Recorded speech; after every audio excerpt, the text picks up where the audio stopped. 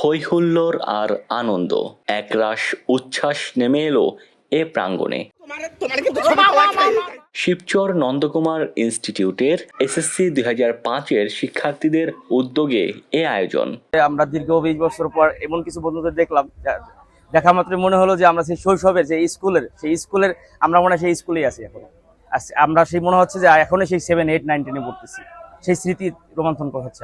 এতদিন আমরা চাই এই যে আমাদের যে মিলন মেলা, এই যে পুনর্মিলনী, এটা যেন আমরা কন্টিনিউ করতে পারি, আমাদের বন্ধন যেন সুদৃঢ় হয়।